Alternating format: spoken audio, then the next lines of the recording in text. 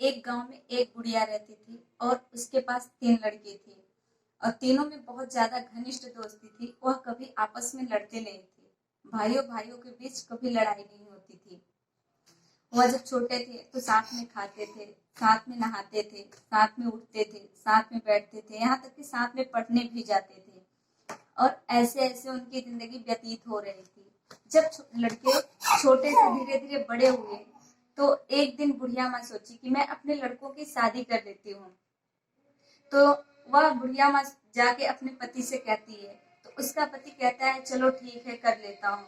बुढ़िया माँ अपने तीनों लड़कों की शादी साथ में करती है और तीनों बहुएं उसके साथ में जब आती हैं तो उसमें से एक बहू जो होती है बीच वाली, वह थोड़ा खर होती है। तो ऐसे धीरे धीरे उनकी जिंदगी चलती रही। उनके आने से भाइयों के बीच थोड़े थोड़े तकरार होने लगे। ये देखते देखते बुढ़िया माँ बहुत चिंतित होती है और यह बात जाके अपने पति को बताती है कि अब ऐसे ऐसे हो रहा घर में। बुढ़िया माँ का पति जो होता है वह थोड़ा डिप्रेशन में होके अपनी जान दे देता है। तो बुढ़िया माँ अकेले बसती है। जब बुढ़िया माँ अकेले बसती है तो अभी उससे भी यह चीजें देखा नहीं जाता। उसके बच्चे आपस में लड़ाई झगड़े करने लगते हैं। तीनों जिनके बीच इतनी मित्रता थी वह कैसे लड़ने लगे। बुढ़िया माँ यह सोचते सोचते एक दिन गांव के सरपंच को बुलाती है और उनसे अपनी सारी बातें शेयर करती है और गांव के सरपंच से कहती है इसका कोई निष्कर्ष करो जिससे हमारे हमारे लड़कों के बीच आपस में कभी लड़ाई न हो।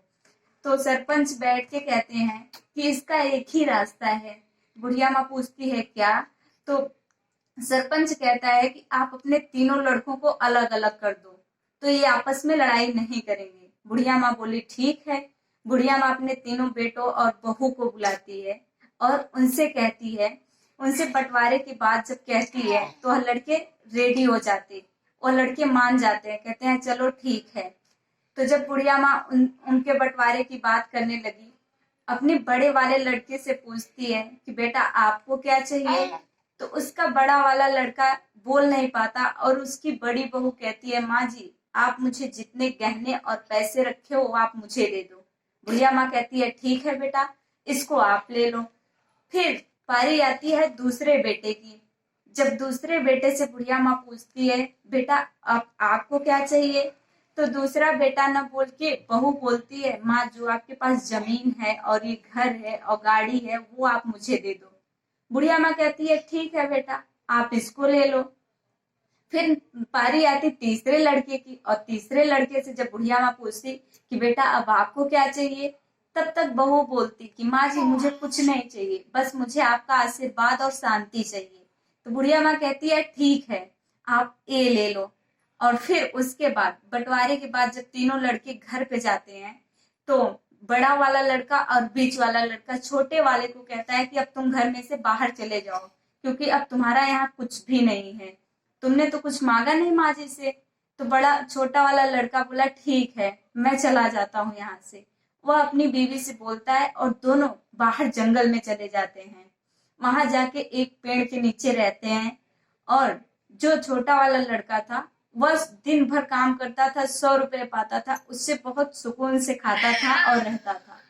और जो वो दोनों लड़के थे उनके पास तो बहुत धन था लेकिन वो सही से खा नहा नहीं सकते थे, इसलिए उनके पास धन था और वो सोचते थे कि मैं इस धन से ये भी कर लूं वो भी कर लूं, इतने ऊपर उठ जाऊं।